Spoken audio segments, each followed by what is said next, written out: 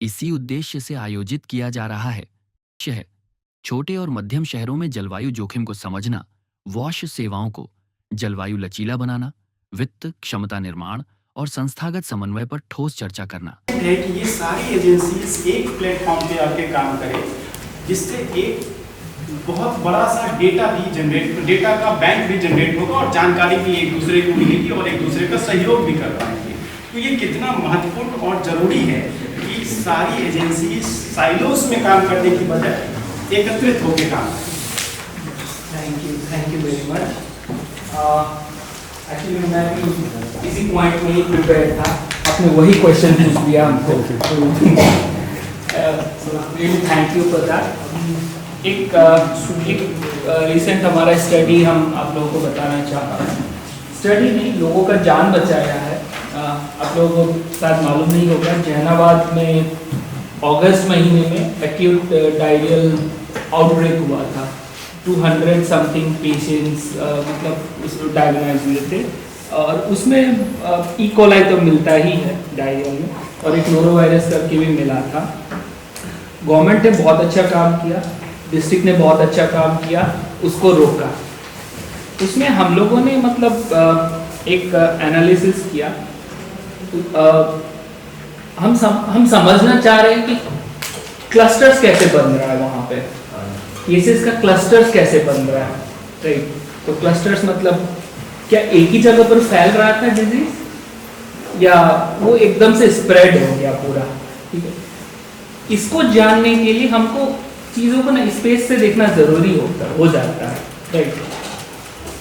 क्योंकि आपके पास रिसोर्सेस है, सैटेलाइट डेटा है आपके पास, है ना, और आपके पास फील्ड डेटा भी है। तो ये दो डेटा जब कंबाइन हो जाते हैं ना, तो बहुत अच्छा एक रेस्पॉन्स बन जाता है डिपार्टमेंट के लिए, राइट। जैसे हमने मतलब चलिए एक स्टैटिस्टिक्स वगैरह कुछ किया, कुछ मैथमेटिकल फॉर्मूला से कुछ किया, वो क्या कर जाता है ना, वो आपका एक रेप्लिकेबल फ्रेमवर्क बना देता है कि ताकि दूसरे लोग भी उसको कॉपी कर पाए, ठीक है। ये सब संभव कैसे होता है, जब सब एक सिस्टम में एक साथ जुड़ जाते हैं, ठीक है। जैसे मतलब एकदम से इमरजेंसी आ गया है ना, वो आउटब्रेक तो एक इमरजेंसी ही था, तो एकदम से इमरजेंसी आ गया, सब लोग एकत्रित हो गए ना वहां पे, एक सिस्टम इंटीग्रेट हो गया, ठीक है। अगर हम क्लाइमेट चेंज को देखते हैं, ठीक है, और उसके प्रॉब्लम्स देखते हैं, डिफरेंट डिपार्टमेंट्स अपने अपने तरीके से प्रॉब्लम सॉल्व कर रही है ना। अब पीएचडी देखिए, ठीक है, वो चीजों को इंजीनियरिंग पर्सपेक्टिव से ही देखेगी, राइट। तो वो अपना इंजीनियरिंग का अपना मतलब स्पेशलाइजेशन लगाएगी वहां पे। जैसे बिहार मीटरोलॉजिकल जो डिपार्टमेंट है, उनका अपना स्पेशलाइजेशन है ना वहां पे, वो अपने हिसाब से प्रॉब्लम को सॉल्व करने का ट्राई करेंगे। सब लोग अपने में बेस्ट तो दे रहे हैं, गवर्नमेंट बहुत अच्छा काम कर रही है, हर एक डिपार्टमेंट अपने एंड से अच्छा काम कर रही है, बट एक गैप इसमें क्या दिखता है ना, कि हम मतलब इसमें सिस्टम थिंकिंग जो बोलते हैं उसको इनकॉर्पोरेट नहीं कर पा रहे।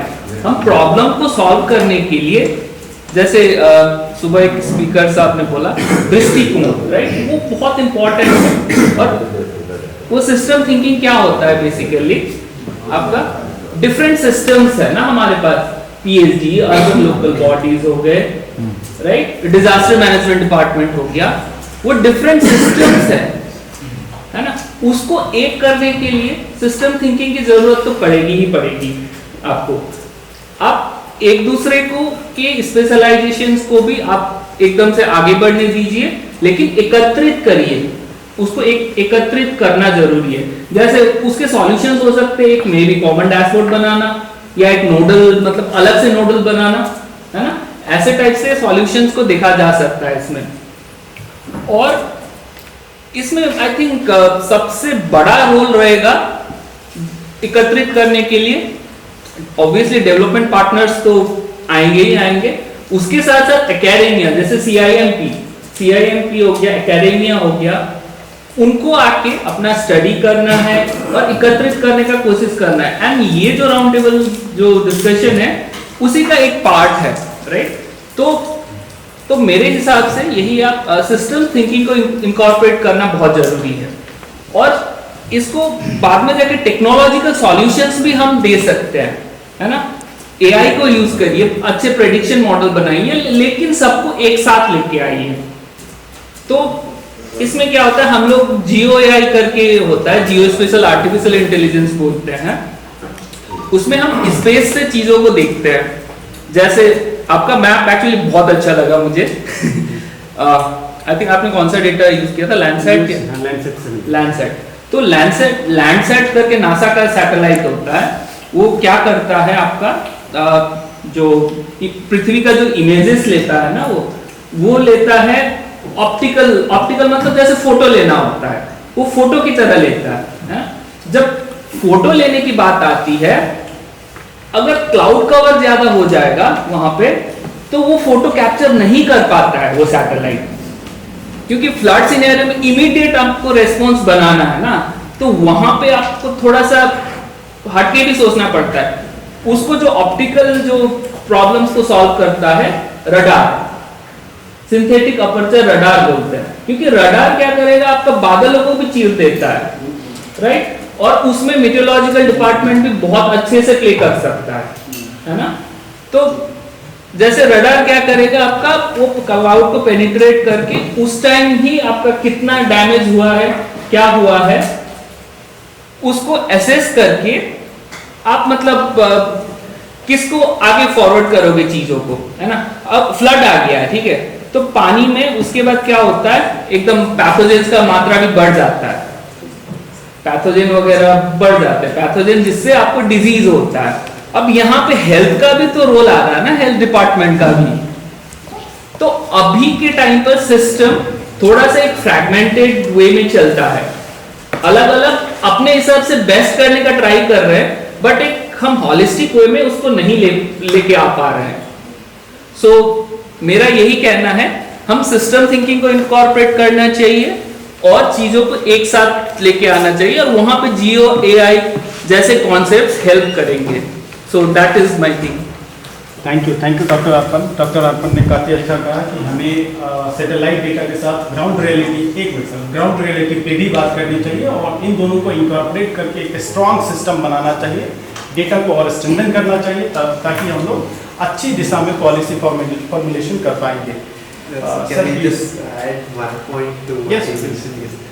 तो हमने भी कुछ किया था। फॉर एग्जाम्पल सर, आपने बताया कि satellite data assessment, so when we are bringing this differentiation between small town and bigger larger cities का क्या है, so satellite grid data जो है like 25 स्क्वायर किलोमीटर का हम लोग जनरली काम करते हैं, बट अकबर नगर का टोटल एरिया कितना होगा सर, कितना है, just to understand total municipal 5 square kilometre. तो how do we contextualize 25 square kilometre का डेटा to 5 स्क्वायर किलोमीटर का इसमें क्या है, अगर आप सैटेलाइट डेटा की बात करें, वेदर रिलेटेड डेटा की बात करें, टेम्परेचर एंड रेनफॉल, तो ये इशू आता है। लेकिन एट द सेम टाइम अगर हम लोग एक्चुअल डेटा की बात करें जो गवर्नमेंट ऑफ बिहार के पास है, और government of Bihar panchayat level पे डेटा कलेक्ट कर रही है related to temperature, rainfall and other parameters, तो उसको यूज करके हम लोग एनालाइज कर सकते हैं एटलीस्ट एट तो एंड बेटर रेजोल्यूशंस भी एक्चुअली मिल जाते हैं। आपका सार का रेजोल्यूशन बहुत अच्छा रहता है। इवन आपका जो क्या बोलते हैं,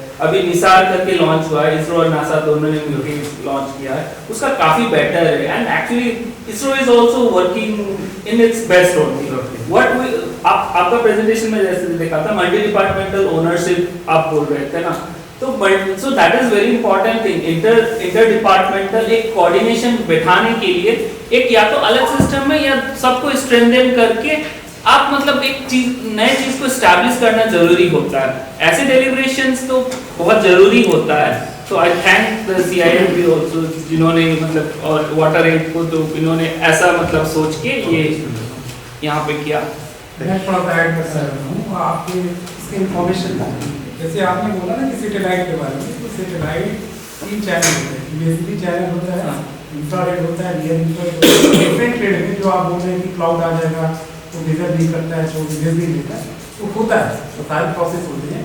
आपने बात की सिंथेटिक अपर्चर रडार की, फर्स्ट टाइम नासा और इसरो ने लॉन्च किया पूरे वर्ल्ड में, अभी लॉन्च लास्ट ईयर हुआ है और उसको अभी हम वैलिडेट हो रहा है डेटा, अगर होगा तो फिर वो फर्दर यूज होगा। तो इससे पहले तो आप कह रहे हैं कि वो यूज करना मुश्किल था, वो रडार ग्राउंड से होता था, अभी क्या है सिंथेटिक अपर्चर रडार को स्पेस में लगा है, सेटेलाइट के माध्यम से देखेंगे। और ऐसा है कि दो तरह के सेटेलाइट होते हैं, जब आप इसके टेक्नोलॉजी में जाएंगे समझेंगे कि क्या इशू होता है क्या नहीं है। तो एक होता है पोलर सेटेलाइट, वो घूमते रहता है, वो क्या करेगा, फ्लाप जो 25 किलोमीटर का घूम रहा है उतना दिन में जितना देर में जाएगा उतना पीछे लेते रहेगा, फिर आएगा अगले दिन घूमेगा फिर आगे कर देगा।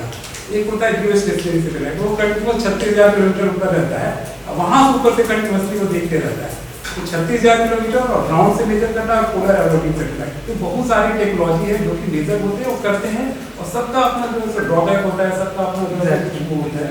तो ऐसा नहीं है कि आप सोच रहे कैसा नहीं होता है, जब वो नहीं होता है, हम लोग ग्राउंड से मेजर करते हैं, डॉक्टर मेजर रडार होता है उससे मेजर करते हैं, सबसे बेस्ट है, सबसे 95% एक्यूरेसी इसमें आती है। तो सारी टेक्नोलॉजी है, सारी इंफॉर्मेशन है, कैसे यूज करना है आपको वो थोड़ी सी लाइट है बस। एग्जैक्टली। सर आप कुछ कहना चाहते हैं? तो हम कहना चाह रहे सर कि वाटर लॉकिंग के चलते दो मेजर प्रॉब्लम है हमारे लिए। एक तो जल निकासी का कोई ठोस साधन नहीं है, और जब बरसात के समय में काफ़ी कठिनाई का सामना करना पड़ता है कि डायरेक्ट हम गंगा मतलब वेस्टिल वाटर को हम गंगा में प्रोवाइड नहीं कर सकते।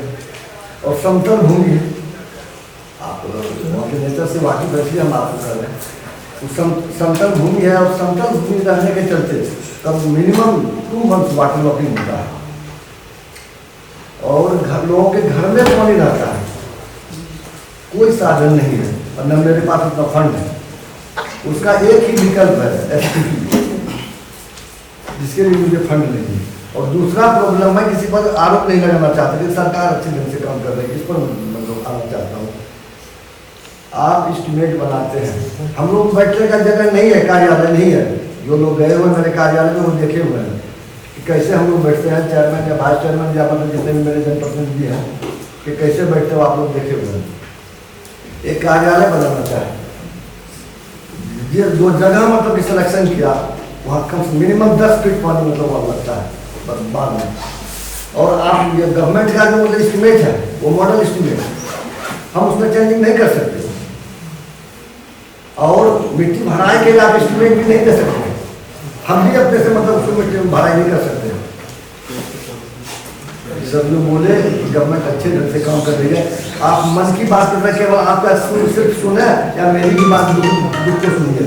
नहीं बिल्कुल आपकी बात हम लोग सुनेंगे। ये परिस्थिति है, आप लोग देखे हुए हैं, और मेरे मतलब के अध्यक्ष महोदया और मेरे प्रतिनिधि बैठे हुए हैं। ये बार बार प्रयास के पटना आते हैं, प्रयास करते बोले हम एक्स्ट्रा फंड नहीं दे सकते, हम लैंड एक्वायर नहीं कर सकते, हम लैंड परचेज नहीं कर सकते। या तो कोई पब्लिक डोनेट करेगा या गवर्नमेंट का लैंड ऊपर आप बना सकते हैं, मॉडल सीमेंट वेंचर नहीं कर सकते। ये मेरे साथ परिस्थिति है। धन्यवाद सर। आगे बढ़ते हुए अब मैं प्रोफेसर धीमान से अनुरोध करूंगा कि आपके लिए सवाल तो काफ़ी ज़्यादा है, काफ़ी ज़्यादा लोग कह रहे हैं कि बहुत कुछ जानना है आपसे, लेकिन मैं अनुरोध करूंगा 2-3 चीज़ें आपसे। पहली ये है कि रिसर्च एंड रियलिटी में जो गैप है उसको सिस्टम थिंकिंग के हेल्प से कैसे हम लोग कम कर सकते हैं, एंड नेचर बेस्ड सॉल्यूशंस को कैसे हम लोग इनकॉर्पोरेट कर सकते हैं चीज़ों में। साथ ही साथ क्योंकि आप में हम कोशिश कर रहे हैं कि how can be move them forward in the path of climate resilience. तो इसमें हमने 4 जगह सेलेक्ट किए, 4 डिस्ट्रिक्ट्स में 1 municipal council and 3 town panchayat आ गए। जब ये पंचायत में हमने काम शुरू किया तो हमारा सारा इंटरेक्शन इलेक्टेड रिप्रेजेंटेटिव्स के साथ है, और जो पहली समस्या हमारे सामने आई ये जलवायु परिवर्तन है क्या। I think let me be very honest, ये समझ नहीं होती है। हम एज ए ह्यूमन हमारी साइकोलॉजी ट्यून है कि हम ज़्यादातर शॉर्ट टर्म और बहुत हुआ तो मिड टर्म सोच पाते हैं, जबकि क्लाइमेट चेंज एक लॉन्ग टर्म चीज़ है, कम से कम 30 साल का पर्सपेक्टिव है। तो जब आप ये कहते हैं कि प्लानिंग में आपको 30 साल का पर्सपेक्टिव लेना है, कहीं नहीं दिखता। बिहार को 50 साल पीछे ऑलरेडी चल रहा है उस हिसाब से। तो अब ये सोच के साथ काम करना कि आप 30 साल का जो पिछला रिकॉर्ड है, इतिहास है, उसको इंटीग्रेट करते हुए काम करें, बहुत मुश्किल होता है। तो हम जो इस प्रोजेक्ट में काम कर रहे हैं, हमारी समझ बनी है कि बहुत ज़रूरी है कि हम उसको शॉर्ट टर्म, मिड टर्म और मे भी लॉन्ग टर्म में तोड़ के बारीकियों के साथ बात करें, क्योंकि तो बहुत ज़्यादा एजुकेटेड लोग भी इसको समझ एक है, एकेडमिक पर्सपेक्टिव एक है, but implementing it on the ground is a very very difficult task and challenging task. तो इसलिए ज़रूरी है इसको छोटे छोटे टुकड़ों में बांट के दिखाएं, may be very short term measures. और उसमें भी मेरा अनुभव ये कहता है कि जब हम क्लाइमेट चेंज की बात करते हैं, लोग इसको शॉर्ट टर्म में और बहुत ज़्यादा जब हम आपदा जोखिम की बात करते हैं, डिजास्टर रिस्क की, तभी समझ पाते हैं। जैसे हम आपसे भी इस रूम में जो लोग मौजूद हैं, शायद मैं पूछूं कि क्लाइमेट चेंज का क्या इम्पैक्ट आप देखते हैं, तो आप भी शायद यही बताएंगे कि तापमान बढ़ने लग गया है, बारिश ज़्यादा होने लग गई है, कभी कभी असमय बारिश होने लग गई है। तो ये जब हमारी यही समझ है, तो आई थिंक हमको इसी सोच के साथ आगे बढ़ना चाहिए कि हम जो स्टेप्स लेंगे, जो प्लानिंग करेंगे, जो प्लान बनाएंगे, उसको जब इम्प्लीमेंट करेंगे तो इन्हीं चीज़ों के आधार पे करेंगे।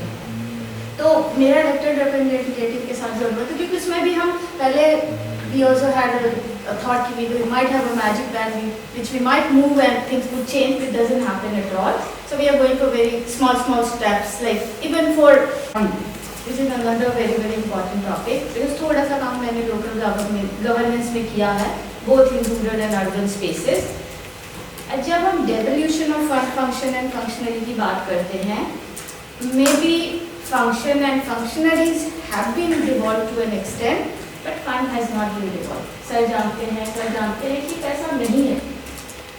माफ़ कीजिएगा कहने के लिए, जब हम बात करते हैं, हमारे जो 4 नगर पंचायत हैं और 1 नगर परिषद है, तो कई बार छोटी छोटी चीज़ों के लिए वो हमको कहते हैं कि आप अधिकारियों को लिखें, which in a way is very kind of disturbing for me, कि despite being the elected representative, they are asking us to write to the the concerned officers, जबकि ideally जो हमारा PRI और 73rd and 74th constitutional amendment है, वो enough emphasis डालता है कि पीपल रिप्रेजेंटेटिव है, इलेक्टेड रिप्रेजेंटेटिव, उनके पास ही पावर होना चाहिए।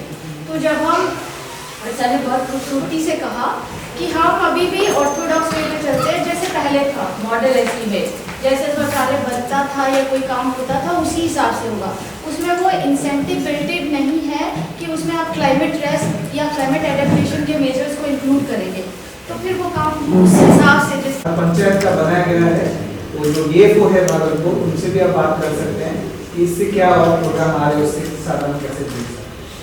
इसी के साथ हम इस सेशन को कंप्लीट करेंगे। तो लंच के बाद आई थिंक हम और ज़्यादा सुनेंगे, जो वनरेबिलिटी है यूनिसेफ से सर है, तो ज़्यादा बताएंगे चिल्ड्रेन और वुमेन जो है वो कैसे थैंक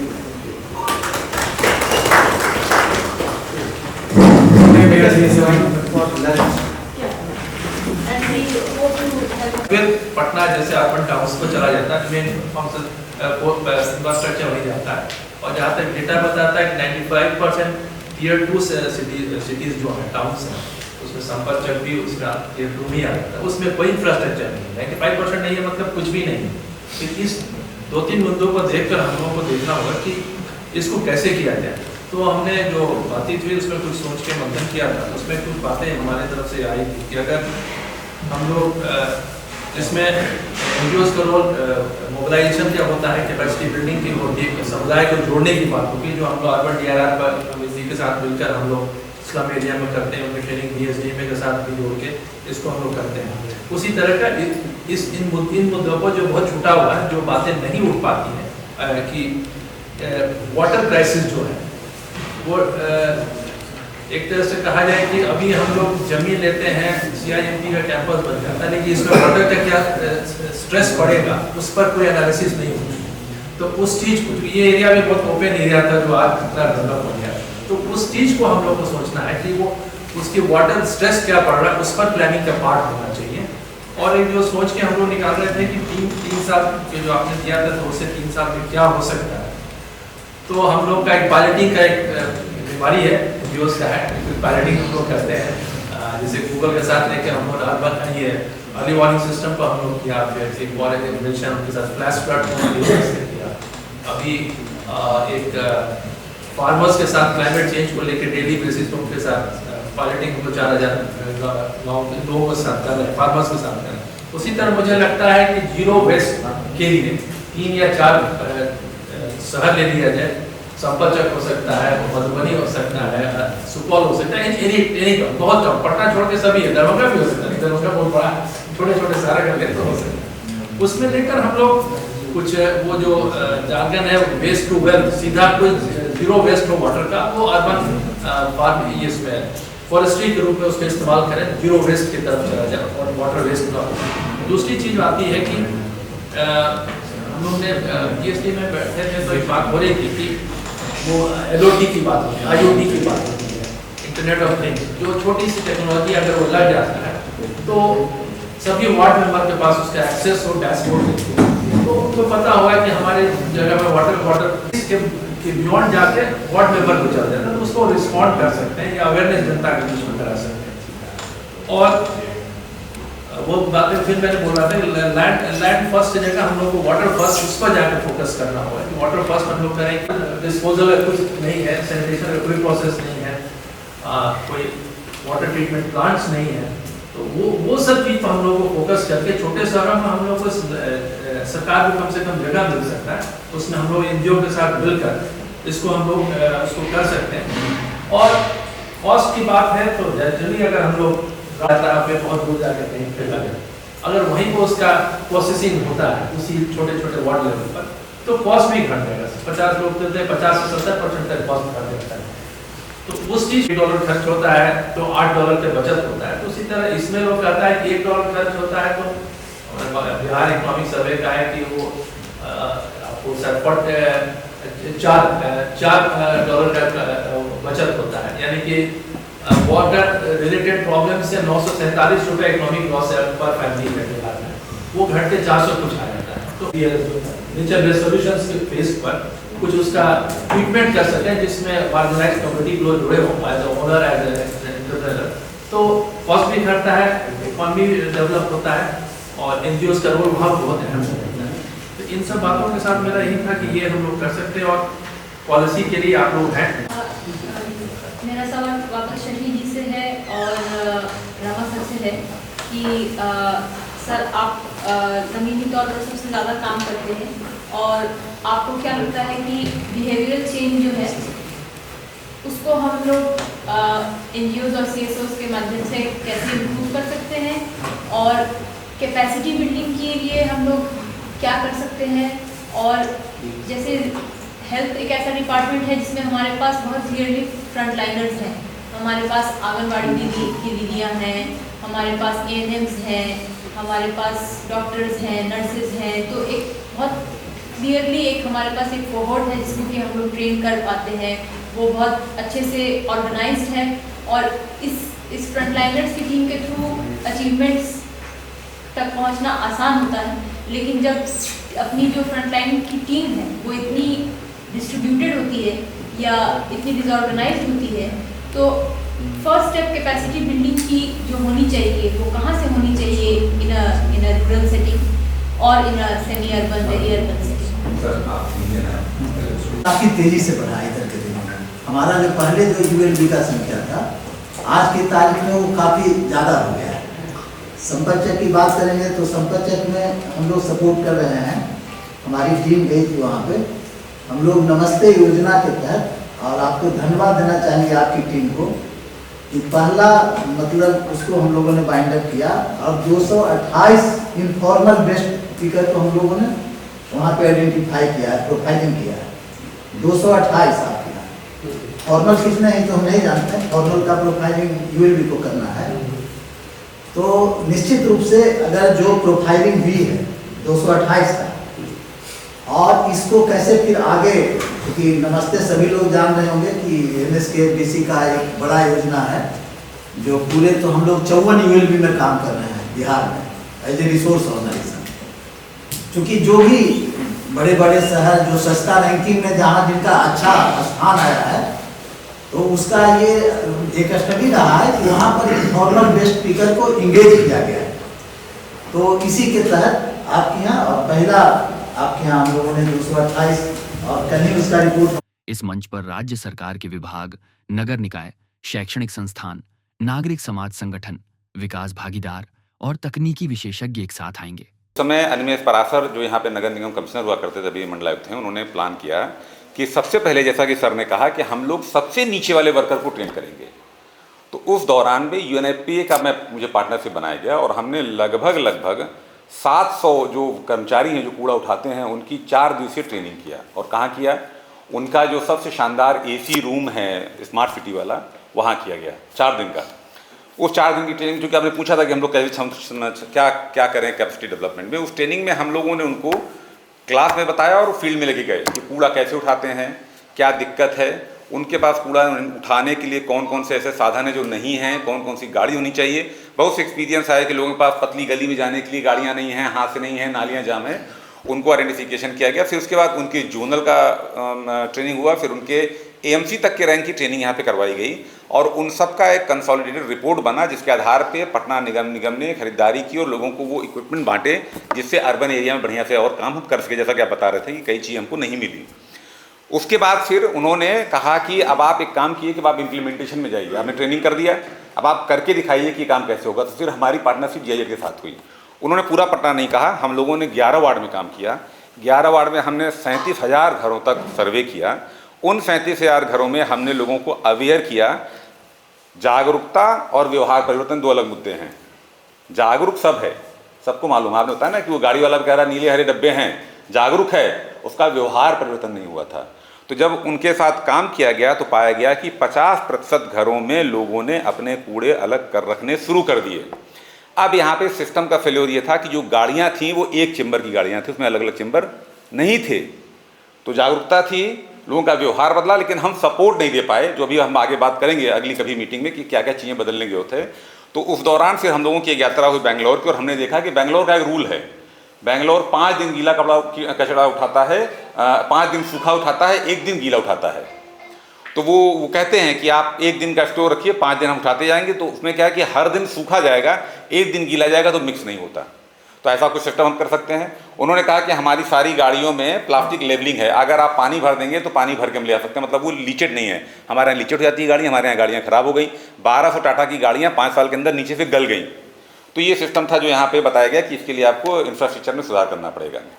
इसके बाद फिर हम लोगों ने जब वहाँ पे होम कंपोस्टिंग की बात की, सेग्रीगेशन के बाद, तो 2 तरह की सेग्रीगेशन होती थी, एक तो घर पे होती थी और एक जो हम लोग अभी मैंने नोट किया था कि GFC पाने के लिए पटना ने GVP एलिमिनेशन का प्लान किया, मतलब गार्बेज वेलेबल पॉइंट को खत्म करने की बात पटना ने किया और 600 गार्बेज पॉइंट खत्म किए गए।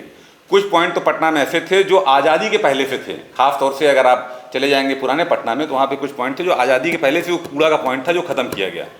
तो उसको ख़त्म करने के साथ साथ ये तय हुआ कि अगर घर स्तर पर लोग अपने कूड़े का प्रबंध कर सकें, उसमें हम लोगों ने बोकासी एक सिस्टम होता है जो ऑनलाइन अमेजॉन में 2000 का है, उसको हम लोगों ने पटना में 400 का बना दिया। सिंपल सा 15 लीटर का डब्बा लिया, उसमें एक फिल्टर लगाया, उसमें एक बम्बा लगाया और लोगों ने उसको लिया। हमने 200 रुपये का दिया। GIZ ने हमसे कहा था कि आप फ्री में दिए, फिर भी हमने पैसा रखा क्योंकि फ्री की चीज़ें लोग उतना इस्तेमाल नहीं करते।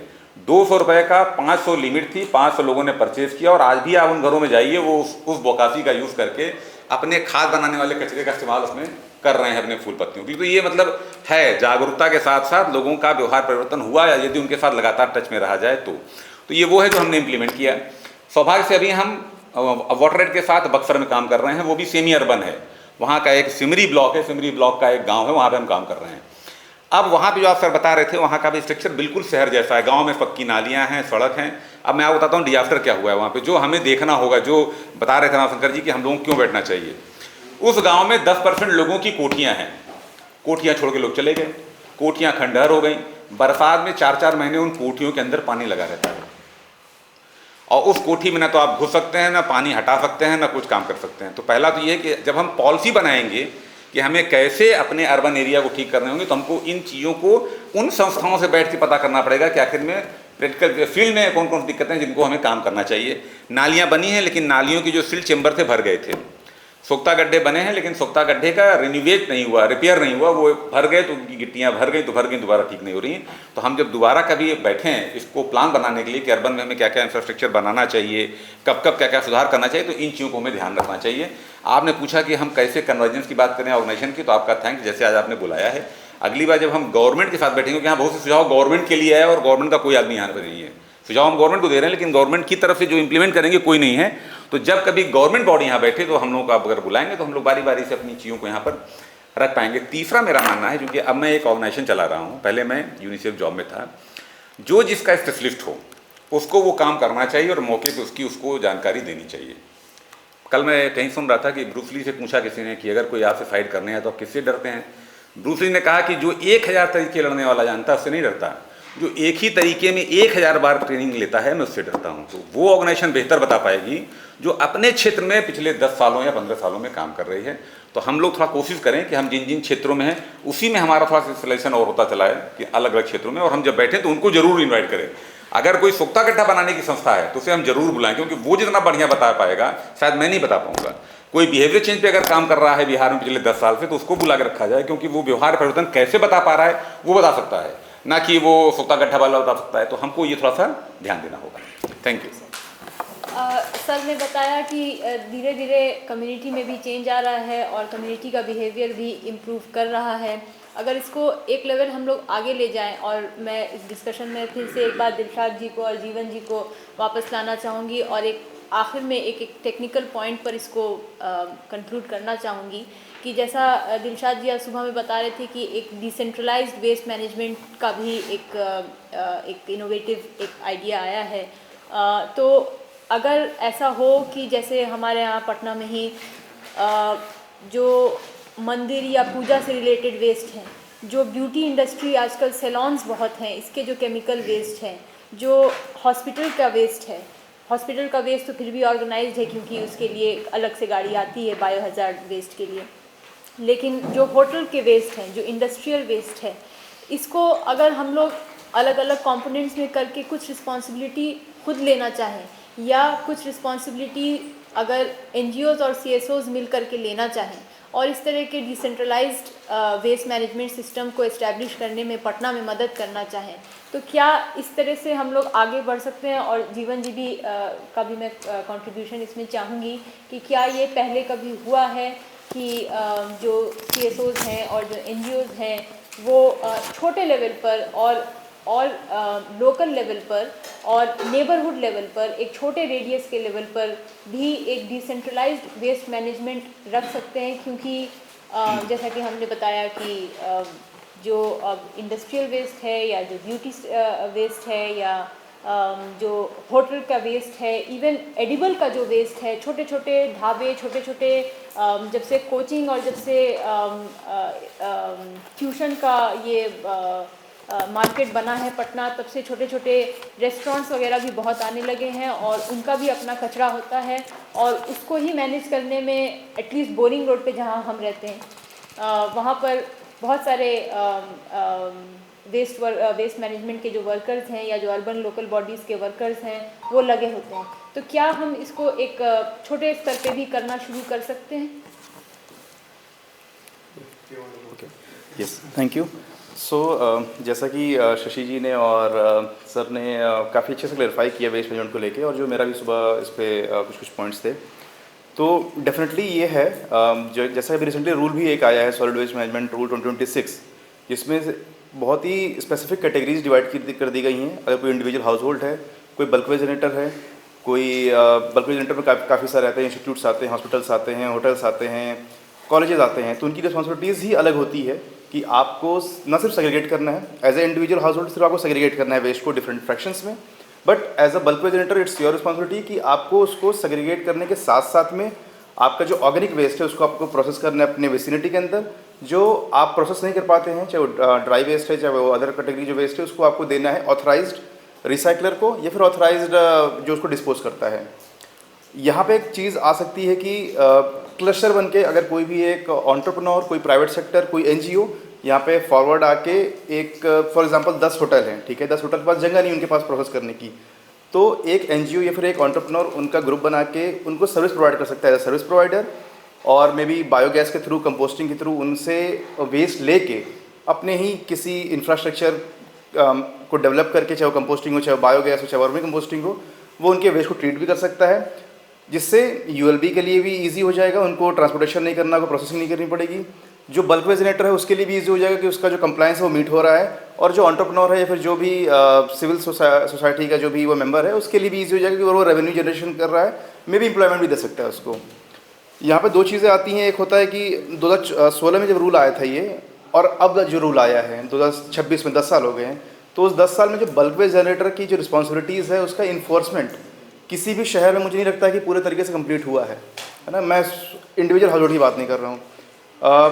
फॉर्चुनेटली मैंने गोवा में काम किया हुआ है। गोवा की जो कैपिटल है पणजी, बहुत ही छोटा सा वो उसका एरिया है, और उस शहर के पास थोड़ा चैलेंज ये है कि उनके पास स्पेस नहीं है, वेस्ट मैनेजमेंट की स्पेस चाहिए होता है। तो उन्होंने क्या था, सबसे पहले उन्होंने बल्क वेस्ट जनरेटर को टारगेट किया है, उन्होंने सोसाइटीज़ को टारगेट किया है कि जितनी सोसाइटीज़ होंगी सब में उनका मैंडेटरी है कंपोस्टिंग यूनिट होना या फिर छोटे बायोगैस प्लांट होना, अगर जिसकी कैपेसिटी इतनी है उस हिसाब से, बिकॉज बायोगैस प्लांट थोड़ा सा महंगा होता है compare to composting and vermicomposting.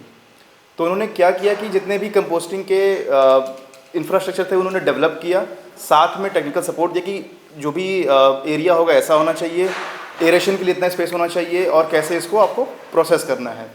तो उन्होंने अब सबसे पहले बल्क वेस्ट जनरेटर टारगेट किया, उसके साथ साथ उन्होंने डिसेंट्रलाइज मॉडल्स पर काम किया। उनका सिर्फ एक सेंट्रलाइज MRF है जो 7 टन पर डे कैपेसिटी का है, उसके अलावा उन्होंने 5-6 जगह पे अलग अलग कलेक्शन सेंटर्स बना दिए क्योंकि पास जगह कमी है।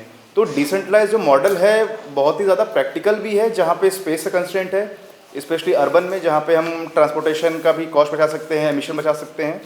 और हमने वैट के साथ मिलके भी 5 जगह पे पटना में किया हुआ था, ड्राई वेस्ट कलेक्शन बॉक्स हमने लगाए हुए थे। हालांकि हमारे पास सिर्फ पायलट के लिए था, तो हमने कुछ बॉक्सेस लगाए हुए थे कि आप अपने स्कूल का ड्राई वेस्ट यहाँ पे कलेक्ट करिए, वीकली आप यहाँ पे इसको MRF से इंटीग्रेट करा दिया था हमने, कि आप चैनलाइज कर दिए थे कि आप जाके यहाँ पे सेल आउट करिए। कंपोस्टिंग हमने प्लांट लगाए हुए थे वहाँ पे, बट अब यहाँ पे बात आती है ओनरशिप की। आपको मैंने फैसिलिटी दे दी, आपको इंफ्रास्ट्रक्चर दे दिया, आपके पास स्किल भी हमने ट्रेन कर दिया, आपके जो भी मेंबर उसको ट्रेन कर दिया, बट ओनरशिप कौन लेगा? That has to be taken care by the person और बॉडी ना। तो वो एक मुझे समझ में आया कि जो ओनरशिप का लैक है यहाँ पे, और जैसे सर ने बात की 62% जो मैं बात कर रहा था, तो दो चीज़ें हैं, हम यहाँ पे सब अवेयर हैं, लेकिन मुझे नहीं लगता कि हम सब लोग सोच सेग्रीगेशन करते हैं घर पे। इवन मैं खुद नहीं करता क्योंकि इंफ्रा नहीं है। मैं जाता हूँ देने के लिए, स्टार्टिंग में जब मैं पटना शिफ्ट हुआ तो मैं सेग्रीगेशन करता था, और मैं जब नीचे आता था अपने डस्टबिन को लेके डिस्पोज करने के लिए, तो वहाँ पे मैं देखता था कि वो सब मिक्स कर रहा है। तो जो मेरा एफर्ट है वो आगे जाके किसी काम में नहीं आ रहा है, तो मैंने भी धीरे धीरे उस चीज़ को फॉलो नहीं किया। तो ओनरशिप बहुत ज़रूरी है, चाहे वो ULB की हो, चाहे वो किसी बॉडी की हो, चाहे वो किसी इंडिविजुअल की हो। Now I would request mister जीवन, सो यू कैन। एक और इसमें एक चीज़ और आती है कि इस सिचुएशन में शायद मैं आपसे समझना चाहूँगी कि लिक्विड वेस्ट की जो ट्रीटमेंट है वो शायद हम खुद से ना कर पाएँ, और इवेंचुअली इसका जो ओनस है वो गवर्नमेंट के ही ऊपर आता है। तो सॉलिड वेस्ट पर तो हम लोग ने काफ़ी मंथन किया ही है, लेकिन लिक्विड वेस्ट पर भी आने वाले दिनों में just as an innovative practice जो हमारी CSOs हैं और NGO बॉडीज़ हैं वो किस तरह से कॉन्ट्रीब्यूट कर सकते हैं। So I think solid waste के ऊपर already it's addressed. Liquid waste something. So we often talk about decentralization करेंगे, but what level of decentralization is important. I'll just take a case example of one of the partner town that we are working with. Kargil is one of our partner town that we work with. So we spoke to the commissioner UD department.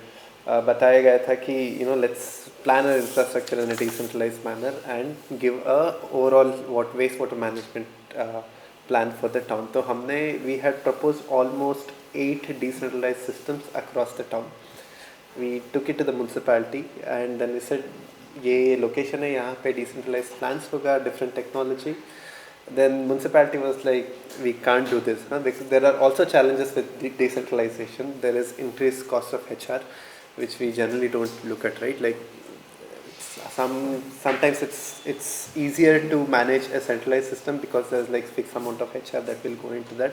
Lesser management issues that comes with centralized system. With decentralized system, if there is no ownership, as he mentioned, it's very difficult to manage. So when we are looking at wastewater management system, it's always best if we go for a centralized system. And in this process, there are areas where increasing coverage would be difficult. There you go for decentralization, provided there is an entity who is there to look after the system. अगर municipality के तरफ से if that can be managed well, or else some private entity managing it. But decentralization is not an easy option. It takes a lot of effort. HR jayega, management cost jayega, lot of monitoring is required for a wastewater options. So even we say that nature-based water systems are easy to operate and maintain. We have a project we have been running since last 2 years with the community, and how much effort we put into sort of make the system functional, we know about it, because a lot of things goes. We need to do the quality checks regularly. There's a lot of maintenance aspect, funding that needs to go in. So we often say decentralization अच्छा है, nature based अच्छा है, वो हम लेके आ जाएंगे, community देखभाल करेगा, but generally it's a difficult task. And there is no fixed funding for decentralized system. Like municipality के पास कुछ fixed funding नहीं रहता है, particularly on operation and maintenance. So this needs to be looked at. Community engagement is also, I'm sure everyone working closely with the community understand कि काफ़ी effort जाता है in behavioral change to bring in that ownership. We often say कि community manage कर लेगा या community will own this. Unless there is a solid incentive, mostly in terms of financial incentive, communities' interest towards managing certain things is lesser.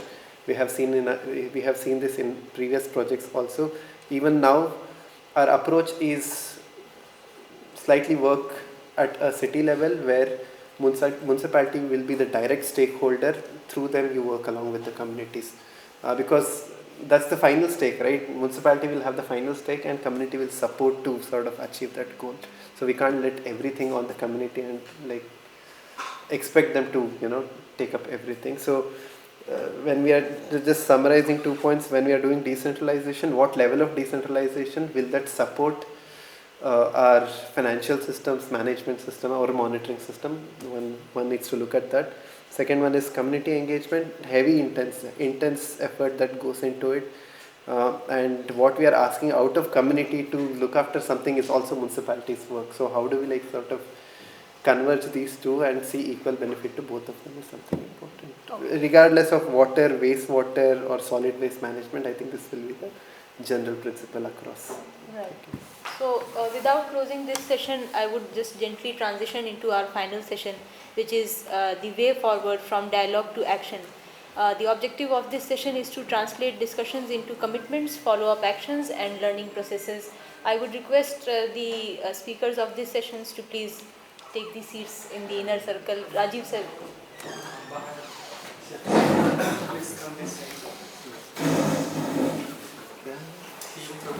Sorry, I'm late.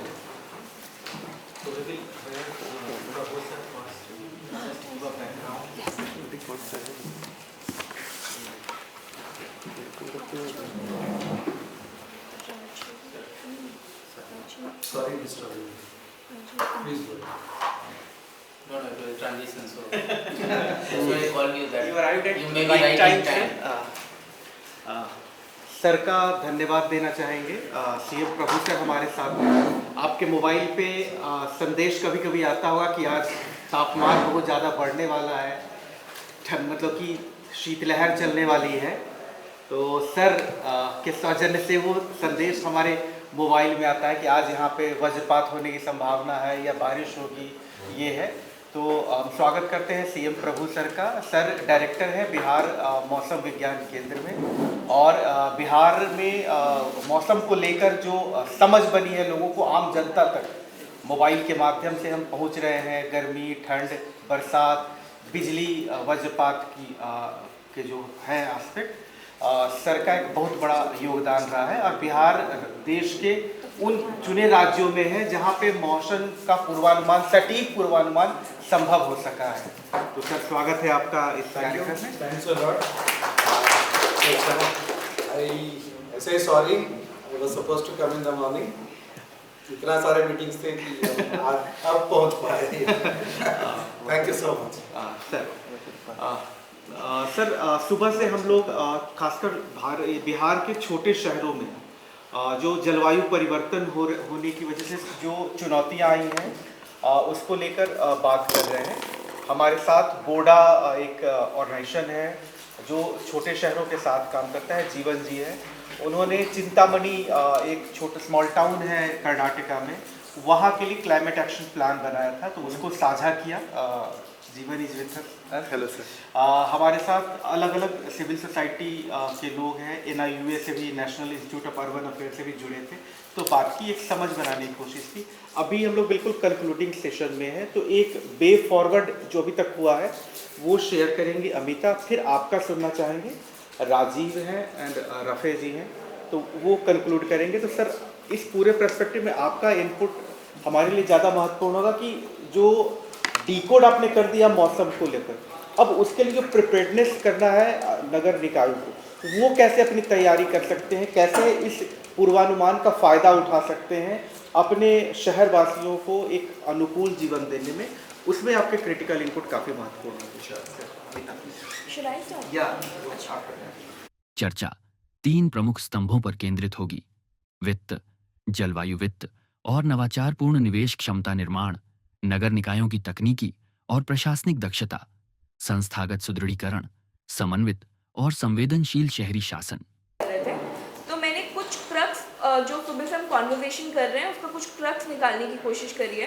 हो सकता है we have to sit down and again work on it. तो कुछ pointers हैं which we can start, मतलब I can start basically looking at.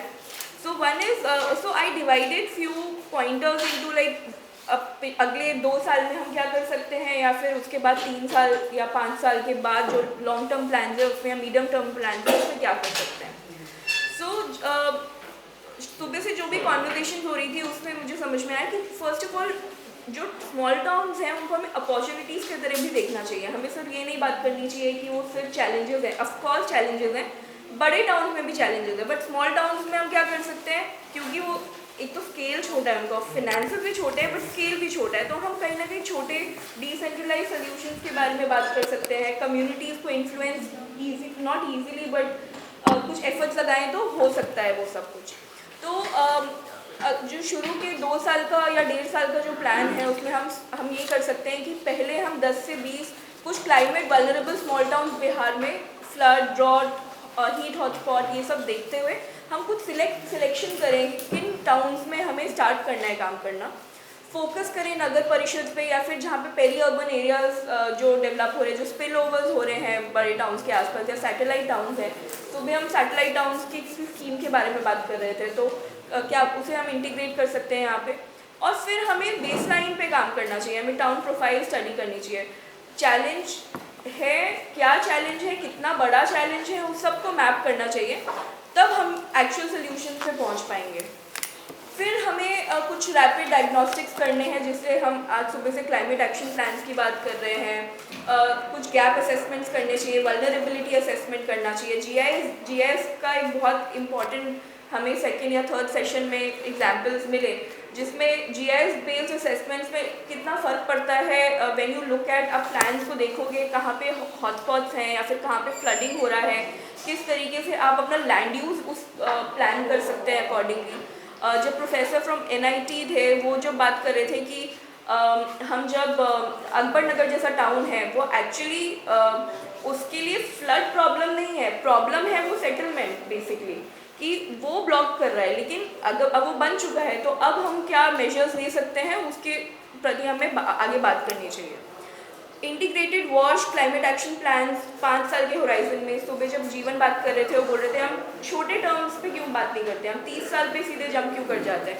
तो छोटी छोटी और स्मॉलर स्टेप्स लेके हम कुछ इंटीग्रेटेड प्लान्स बनाएं। अब SPM अमरूद 16 फाइनेंस फंड्स हैं। अब प्रॉब्लम कभी कभी ये होता है कि फंड्स प्रॉब्लम नहीं है, मोबिलाइज करना फंड्स को प्रॉब्लम हो जाता है कि आपको पता ही नहीं है कि 16 SPM में शायद ये प्रोविज़न है, तो वो हम उसको अलाइन नहीं कर पाते अपने प्लान्स के साथ। ULB की कैपेसिटी बिल्ड करना, अब हम कुछ इस तरीके की कैपेसिटी बिल्डिंग स्ट्रैटेजी बना सकते हैं स्मॉल टाउन्स के लिए स्पेसिफिकली, क्योंकि हम एकदम स्क्रैच से यहाँ पे स्टार्ट कर रहे हैं काम, तो हो सकता है कि हमारे पास कुछ एक अच्छा मॉडल बन सकता है, कुछ मैट्रिक्स बना सकते हैं हम, जिसमें ओरिएंटेशन लेवल से टेक्निकल एडवांस लेवल ट्रेनिंग्स हम क्या क्या कंडक्ट करा सकते हैं, किस तरीके से हम ये जो ट्रेनिंग्स हो रही हैं ये iGOT कर्मयोगी प्लेटफॉर्म पे किस तरीके से अलाइन कर सकते हैं उसको हम परफॉर्मेंस ट्रैकिंग में किस तरीके से कैपेसिटी बिल्डिंग को इंटीग्रेट कर सकते हैं, वो सब बात वो सब हम बात कर सकते हैं यहाँ पे। कुछ टूल किट्स या टेम्पलेट्स या स्टैंडर्डाइजेशन की बात कर सकते हैं हम शॉर्ट टर्म में, क्योंकि हमारा इनिशियल लेवल पे हम बात करेंगे कि हमें कुछ टेम्पलेट्स कैसे स्टैंडर्डाइज करने हैं, चाहे वो SOPs के लेवल पे हो या कुछ और जो कोई टूल किट्स है, प्लानिंग टूल किट्स हैं या फिर असेसमेंट टूल किट्स हैं, वो कैसे बनाएं, तो वो प्रिपरेटरी स्टेज में हम ये सारी चीज़ें कर सकते हैं। अब पायलट डेमोन्स्ट्रेशन बहुत इंपॉर्टेंट है। सुबह से हम सुन रहे हैं कि हमें कुछ पायलट्स करने चाहिए जिनको हो सकता है स्केलेबल मॉडल्स में हम बाद में कन्वर्ट करें, लेकिन जो ये छोटे छोटे इंटरवेंशंस होते हैं, इससे हम गवर्नमेंट को कॉन्फिडेंस दे पाते हैं कि हाँ ये चीज़ें वर्क कर रही हैं, एंड उसको लेके हम डिसेंट्रलाइज्ड सिस्टम्स, चाहे वो वेस्ट वाटर से रिलेटेड हो, चाहे वो ग्रे वाटर से रिलेटेड हो, FSM से रिलेटेड हो, नेचर बेस्ड सॉल्यूशंस पे हम फोकस कर सकते हैं। तो इसके बाद फंड यूटिलाइजेशन कैसे इम्प्रूव करें। आज सुबह जब आनंद बात कर रहे थे वो परफॉर्मेंस लिंक ग्रांट के बारे में बात कर रहे थे, and it was a very valid point, और मैं वापस रिपीट करना चाहूँगी इस बात को कि फंड्स प्रॉब्लम है, बट फंड्स एक्चुअल प्रॉब्लम है या उसका मोबिलाइजेशन इज़ द प्रॉब्लम। क्या पता है नॉलेज नहीं होता है, या फिर हम एज जो CSOs हैं हम गाइड नहीं कर पाते हैं, मान लीजिए EO है या फिर चेयरपर्सन है, हम उनको गाइड नहीं कर पाते हैं कि इस तरीके से आप कुछ पर्टिकुलर फंड्स हैं जिनको यूज़ कर सकते हैं। अभी कुछ बात हो रही थी, I think somebody was saying कि कुछ प्रोविजंस हैं किसी स्कीम में एंड आपको नहीं पता होगा, something like that. So active partnerships, जिस तरीके से हम आज इतने सारे लोग बैठ के बात कर रहे हैं, वहाँ ये बहुत इम्पॉर्टेंट है कि government, academia, civil societies, technical agencies, finance agencies, सब कुछ सारे लोग मिलके एक प्रॉब्लम पे बात करें, एंड ऐसे फोरम्स को हम जीवित रखें, मतलब इस ऐसे फोरम्स को, ऐसे प्लेटफॉर्म्स को हम सस्टेन करके रखें, कॉन्वर्जेशन हो और साथ साथ में सॉल्यूशंस भी डिस्कस करें। अपनी जितनी केस स्टडीज़ हैं, जैसे शशि सर आपने काफ़ी सारी हमें अभी अपने एक्सपीरियंस से चीज़ें बताई, तो वो चीज़ें हम शेयर करें सो दैट हम उसको अपने एरियाज़ में, अपने वर्क एरियाज़ में कहीं ना कहीं ट्रांसलेट कर पाएँ। अब मैं बात करूँगी थोड़े लॉन्ग टर्म प्लान्स की। तो लॉन्ग टर्म प्लान्स में इंस्टीट्यूशनल रिफॉर्म है, जैसे हम हो सकता है कि स्मॉल टाउन वॉश या क्लाइमेट सेल के लिए हम पिच कर सकते हैं गवर्नमेंट को कि हम कुछ एक पर्टिकुलर सेल, जैसे आज सुबह दीपेंद्र सर बोल रहे थे कि अराउंड 60-70 मेट्रो सिटीज़ में क्लाइमेट सेल्स बने हुए हैं, तो हम स्मॉल टाउन्स में इस तरीके से कुछ सोच सकते हैं क्या। फिर हम बात करते हैं कि हाँ ये बहुत इंपॉर्टेंट पॉइंट है कि आज जब दिन में बात हो रही थी कि इंटीग्रेटेड प्लान्स बनने चाहिए, मास्टर प्लान को वॉश के साथ कैसे लिंकेज करें और डिज़ास्टर मैनेजमेंट प्लान के साथ कैसे लिंकेज करें, एंड फिर उनको इंटीग्रेट करके कॉम्प्रिहेंसिव प्लान बनाएं। कि अगर कोई बोल रहा है कि मेरी जैसे सर बात कर रहे थे कि आपका जो ऑफिस बनना है वो ऐसी जगह पे बनना है जहाँ पे फ्लड रहेगा, तो वो वैसे डिसीजंस हम किसी भी सिस्टम या किसी भी जो भी इन द सेंस यूटिलिटी बनने से पहले हमें वो लैंड यूज़ का इंटीग्रेशन भी देखना पड़ेगा कि कहाँ पे लैंड यूज़ या टेरेन का इंटीग्रेशन देखना पड़ेगा। तो वो सारी प्लान्स हमें इंटीग्रेट करके बनाने चाहिए रादर देन साइलोज में वो सब बने। क्लाइमेट रेजिलिएंट इंफ्रास्ट्रक्चर का scale up, cluster based treatment systems की हम बात कर रहे थे। एक और चीज़ है कि हम इंक्रीमेंटल लेवल पे कैसे बात कर सकते हैं। जैसे मान लीजिए कि आज हमने एक स्मॉल टाउन में सीवरेज प्लान बनाया, वो ऐसा नहीं होगा ना कि 5 साल में पूरा शहर कवर हो जाएगा, कुछ एरियाज बचते रहेंगे हमेशा। तो उन एरियाज में हम क्या डिसेंट्रलाइज सोल्यूशन और किस तरीके के डिसेंट्रलाइज सोल्यूशंस की बात कर सकते हैं उन अंडर सर्व्ड एरियाज में।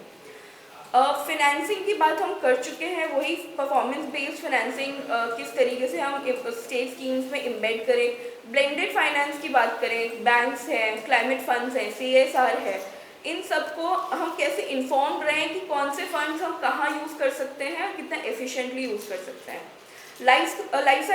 लाइफ साइकिल कॉस्टिंग वॉश एसेट्स की, उसके बारे में वी कैन थिंक।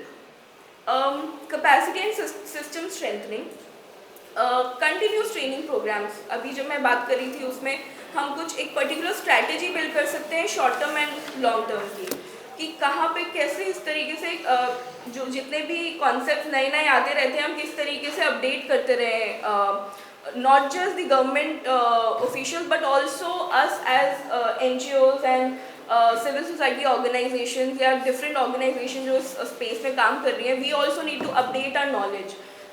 कभी कभी होते हैं कुछ मॉड्यूल 20 साल पुराने, 15 साल पुराने, दे वर नेवर अपडेटेड, बट क्या हम उन नॉलेज को, क्या हम उन स्टैंडर्ड्स को रिविजिट कर पाते हैं या नहीं कर पाते हैं।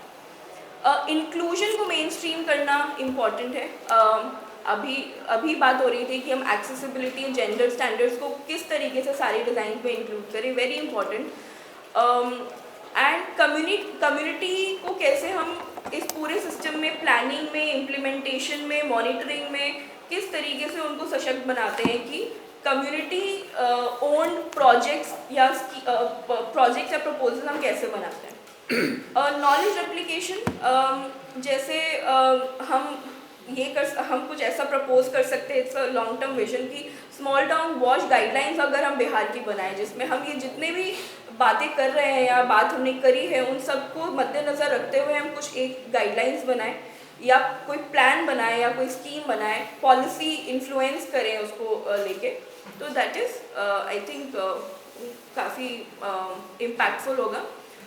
पॉलिसी इंटीग्रेशन, अब जैसे हम लोग इतना फील्ड पे काम करते हैं, ग्रास रूट लेवल पे काम करते हैं, हम ये जो 16 फिनेंस कमीशन या फिनेंस कमीशन है या फिर schemes like AMRUT and SBM है, ये हम लोग डिपार्टमेंट्स के पास जाके हमारी लर्निंग से किस तरीके से हम उनको इन्फ्लुएंस कर पा रहे हैं, ये बहुत इंपॉर्टेंट है।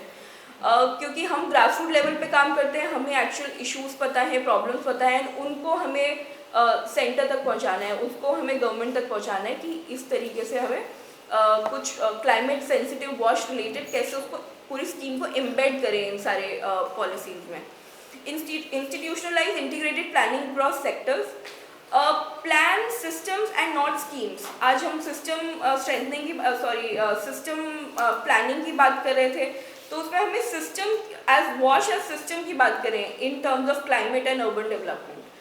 Incremental planning again same thing. और ये जितने भी डिपार्टमेंट्स हैं आज, जो मैम DMI से आए हुए थे वो बोल रहे थे कि सब लोग साइलोज में काम करते हैं, तो जो PHEB है, ULB है, disaster management, health department and all of that, इनको हम किस तरीके से इन द सेंस इनको अलाइन कैसे कर सकते हैं। Align it's a very very tough task, it's not easy, but इसको हम कुछ आइडियाज लेके आ सकते हैं। तो अगली कुछ कॉन्वर्सेशंस में हम ये भी बात कर सकते हैं कि हम कैसे अलाइन करें इनको। वेरी इंपॉर्टेंट, जब हम प्लानिंग कर रहे हैं और स्पेशल प्लानिंग कर रहे हैं, तो उसमें terrain, hydrology, geospatial data, ये सब भी इंक्लूड करें when we are talking about वॉश ऑल्सो। क्योंकि वॉश, वही हम बात कर रहे हैं कि जब अकबर नगर की बात कर रहे हैं कि पानी का एक फ्लो है, आप पानी की फ्लो को नहीं रोक सकते हैं, तो प्लानिंग उसके अराउंड होनी चाहिए रादर देन कि आप अपनी प्लानिंग से उस फ्लो को डिसरप्ट करें। तो वो लॉन्ग टर्म बिहेवियर और अंडरस्टैंडिंग है इवन एक्सपर्ट्स की, क्योंकि बहुत बार होता है कि कोई प्लान बना जाता है, इम्प्लीमेंट हो जाता है, एंड फिर उसके बाद पता लगता है कि यहाँ पे तो ये टेरेन इश्यूज हैं या फ्लडिंग का इशू है या जो भी। So, and behavior change is very important, community ownership is very important, infrastructure works only when people own it. So, long term climate and wash literacy programs जो Amrita ma'am बात कर रहे थे कि स्कूल लेवल से ही हम क्लाइमेट डिजास्टर की बातें क्यों नहीं करते हैं, उसको इंस्टीट्यूशनलाइज क्यों नहीं करते हैं। और कम्युनिटी लेड ONM कमिटी जैसे विमेन, SHGs, इन सबको किस तरीके से हमें सशक्त करना है, बहुत इम्पॉर्टेंट है।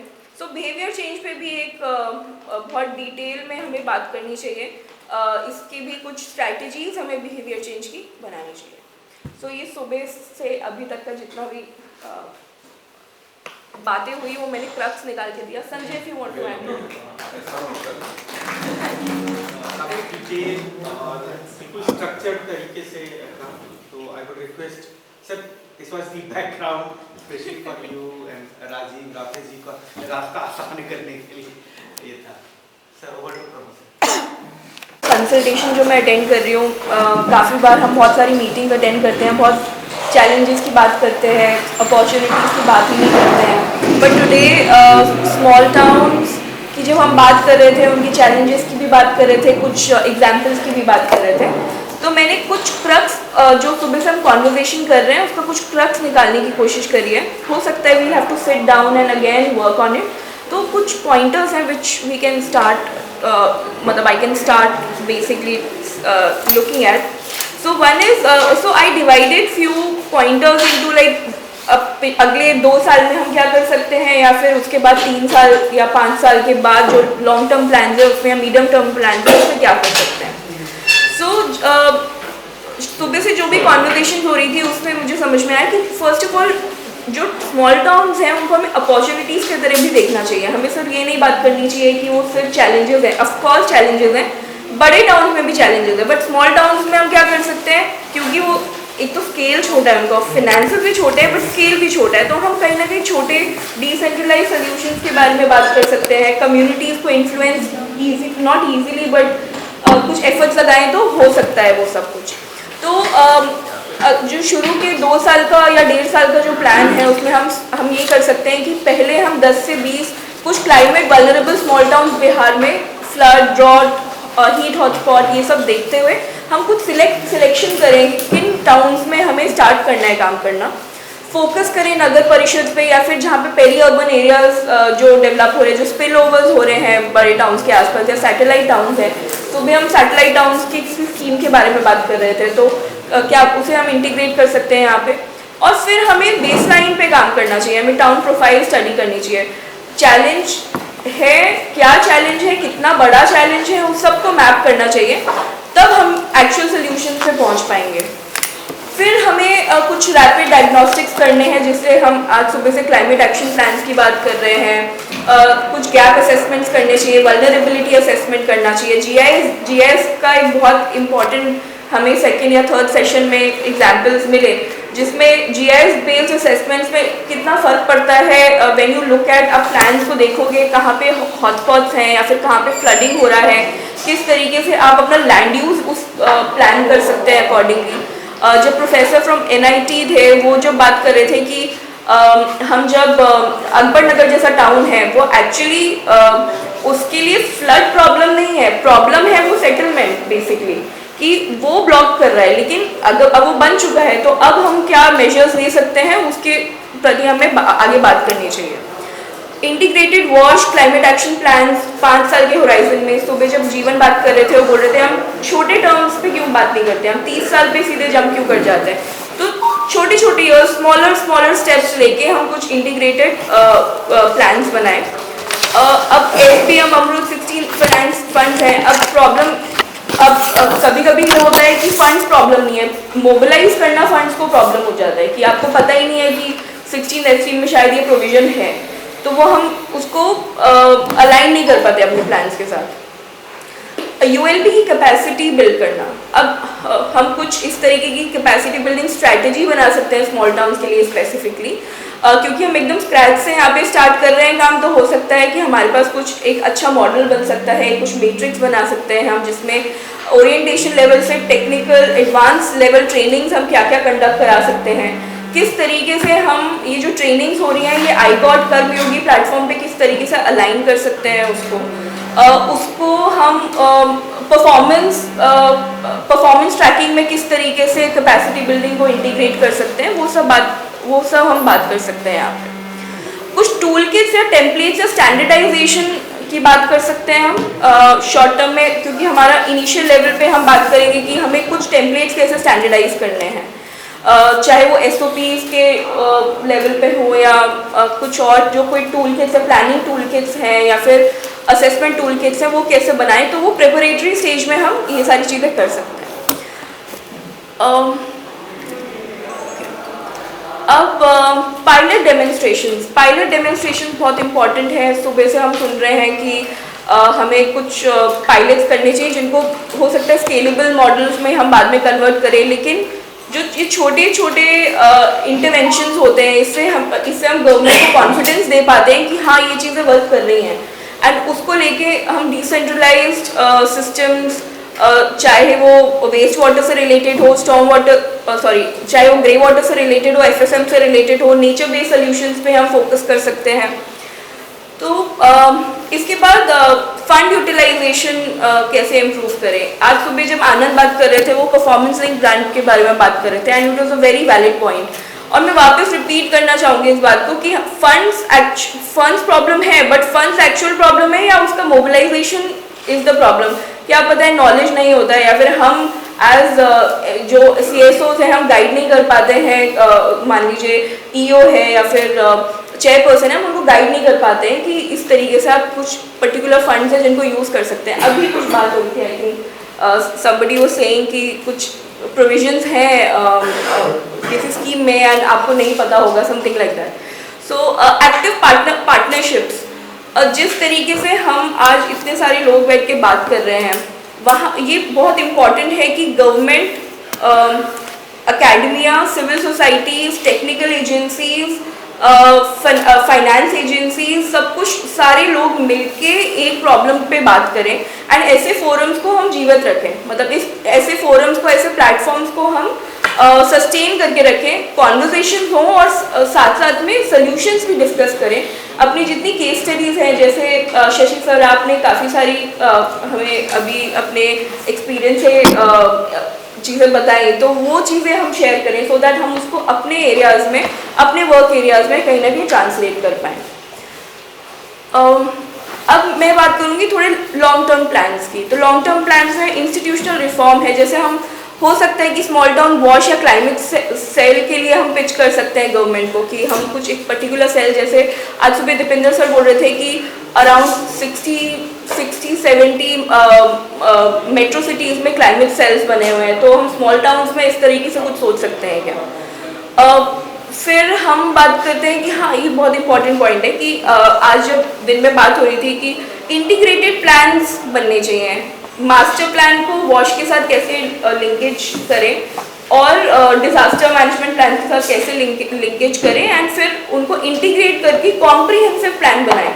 कि अगर कोई बोल रहा है कि मेरी जैसे सर बात कर रहे थे कि आपका जो ऑफिस बनना है वो ऐसी जगह पे बनना है जहाँ पे फ्लड रहेगा, तो वो वैसे डिसीजंस हम किसी भी सिस्टम या किसी भी जो भी इन द सेंस यूटिलिटी बनने से पहले हमें वो लैंड यूज का इंटीग्रेशन भी देखना पड़ेगा कि कहाँ पे लैंड यूज या टेरेन का इंटीग्रेशन देखना पड़ेगा। तो वो सारी प्लान्स हमें इंटीग्रेट करके बनाने चाहिए रादर देन साइलोज में वो सब बने। क्लाइमेट रेजिलिएंट इंफ्रास्ट्रक्चर का scale up, cluster based treatment systems की हम बात कर रहे थे। एक और चीज़ है कि हम इंक्रीमेंटल लेवल पे कैसे बात कर सकते हैं। जैसे मान लीजिए कि आज हमने एक स्मॉल टाउन में सीवरेज प्लान बनाया, वो ऐसा नहीं होगा ना कि 5 साल में पूरा शहर कवर हो जाएगा, कुछ एरियाज बचते रहेंगे हमेशा। तो उन एरियाज में हम क्या डिसेंट्रलाइज सोल्यूशन और किस तरीके के डिसेंट्रलाइज सोल्यूशंस की बात कर सकते हैं उन अंडर सर्व्ड एरियाज में। फिनेंसिंग की बात हम कर चुके हैं, वही परफॉर्मेंस बेस्ड फिनेंसिंग किस तरीके से हम स्टेट स्कीम्स में इम्बेड करें। ब्लेंडेड फाइनेंस की बात करें, बैंक्स हैं, क्लाइमेट फंड्स हैं, CSR है, इन सबको हम कैसे इन्फॉर्म्ड रहें कि कौन से फंड्स हम कहाँ यूज़ कर सकते हैं और कितना एफिशिएंटली यूज़ कर सकते हैं। लाइफ साइकिल कॉस्टिंग वॉश एसेट्स की, उसके बारे में we can think. Capacity and system strengthening, continuous training programmes, अभी जब मैं बात कर रही थी उसमें हम कुछ एक पर्टिकुलर स्ट्रैटेजी बिल्ड कर सकते हैं short term and long term की, कि कहाँ पे कैसे इस तरीके से जो जितने भी कॉन्सेप्ट नए नए आते रहते हैं हम किस तरीके से अपडेट करते रहे, not just the government official but also us as NGOs and civil society organization या डिफरेंट ऑर्गेनाइजेशन जो इस स्पेस में काम कर रही हैं, we also need to update our knowledge. कभी कभी होते हैं कुछ मॉड्यूल 20 साल पुराने, 15 साल पुराने, दे वर नेवर अपडेटेड, बट क्या हम उन नॉलेज को, क्या हम उन स्टैंडर्ड्स को रिविजिट कर पाते हैं या नहीं कर पाते हैं। इंक्लूजन को मेन स्ट्रीम करना इम्पॉर्टेंट है। अभी बात हो रही थी कि हम एक्सेसिबिलिटी, जेंडर स्टैंडर्ड्स को किस तरीके से सारे डिज़ाइन में इंक्लूड करें, वेरी इंपॉर्टेंट। एंड कम्युनिटी को कैसे हम इस पूरे सिस्टम में, प्लानिंग में, इम्प्लीमेंटेशन में, मॉनिटरिंग में किस तरीके से उनको सशक्त बनाते हैं कि कम्युनिटी ओन्ड प्रोजेक्ट्स या प्रपोजल हम कैसे बनाते हैं। नॉलेज रेप्लिकेशन, जैसे हम हम कुछ ऐसा प्रपोज कर सकते हैं, it's a long term vision की स्मॉल टाउन वॉश गाइडलाइंस अगर हम बिहार की बनाएं, जिसमें हम ये जितने भी बातें कर रहे हैं या बात हमने करी है उन सबको मद्देनजर रखते हुए हम कुछ एक गाइडलाइंस बनाएं या कोई प्लान बनाएं या कोई स्कीम बनाएं, पॉलिसी इन्फ्लुएंस करें उसको लेके, तो दैट इज आई थिंक काफ़ी इम्पैक्टफुल होगा। पॉलिसी इंटीग्रेशन, अब जैसे हम लोग इतना फील्ड पे काम करते हैं, ग्रास रूट लेवल पे काम करते हैं, हम ये जो 16 फाइनेंस कमीशन या फाइनेंस कमीशन है या फिर schemes like AMRUT and SBM है, ये हम लोग डिपार्टमेंट्स के पास जाके हमारी लर्निंग से किस तरीके से हम उनको इन्फ्लुएंस कर पा रहे हैं, ये बहुत इंपॉर्टेंट है। क्योंकि हम ग्रास रूट लेवल पे काम करते हैं, हमें एक्चुअल इश्यूज पता है, प्रॉब्लम्स पता है, उनको हमें सेंटर तक पहुंचाना है, उसको हमें गवर्नमेंट तक पहुंचाना है कि इस तरीके से हमें कुछ क्लाइमेट सेंसिटिव वॉश रिलेटेड कैसे उसको पूरी स्कीम को एम्बेड करें इन सारे पॉलिसीज में। Institutionalize integrated planning across sectors, plan systems and not schemes. आज हम सिस्टम स्ट्रेंथनिंग की सिस्टम प्लानिंग की बात कर रहे थे, तो उसमें हमें सिस्टम एज वॉश एज सिस्टम की बात करें in terms of climate and urban development. Incremental planning again same thing. और ये जितने भी डिपार्टमेंट्स हैं आज, जो मैम DMI से आए हुए थे वो बोल रहे थे कि सब लोग साइलोज में काम करते हैं, तो जो PHED है, ULB है, disaster management, health department and all of that, इनको हम किस तरीके से इन द सेंस इनको अलाइन कैसे कर सकते हैं। Align it's a very very tough task, it's not easy, but इसको हम कुछ आइडियाज लेके आ सकते हैं। तो अगली कुछ कॉन्वर्सेशंस में हम ये भी बात कर सकते हैं कि हम कैसे अलाइन करें इनको। वेरी इंपॉर्टेंट, जब हम प्लानिंग कर रहे हैं और स्पेशल प्लानिंग कर रहे हैं, तो उसमें terrain, hydrology, geospatial data, ये सब भी इंक्लूड करें when we are talking about वॉश ऑल्सो। क्योंकि वॉश, वही हम बात कर रहे हैं कि जब अकबर नगर की बात कर रहे हैं कि पानी का एक फ्लो है, आप पानी की फ्लो को नहीं रोक सकते हैं, तो प्लानिंग उसके अराउंड होनी चाहिए रादर देन कि आप अपनी प्लानिंग से उस फ्लो को डिसरप्ट करें।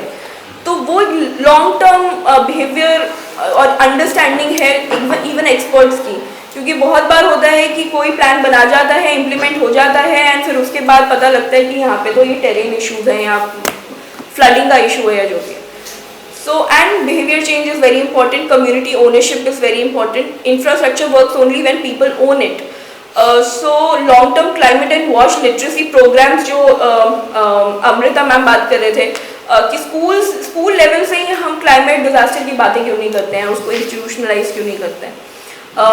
और कम्युनिटी लेड ONM कमिटी जैसे विमेन SHGs, इन सबको किस तरीके से हमें सशक्त करना है, बहुत इम्पॉर्टेंट है। सो बिहेवियर चेंज पे भी एक बहुत डिटेल में हमें बात करनी चाहिए, इसकी भी कुछ स्ट्रैटेजीज हमें बिहेवियर चेंज की बनानी चाहिए। सो ये सुबह से अभी तक का जितना भी बातें हुई वो मैंने क्रक्स निकाल के दिया। Sanjay, if you want to add.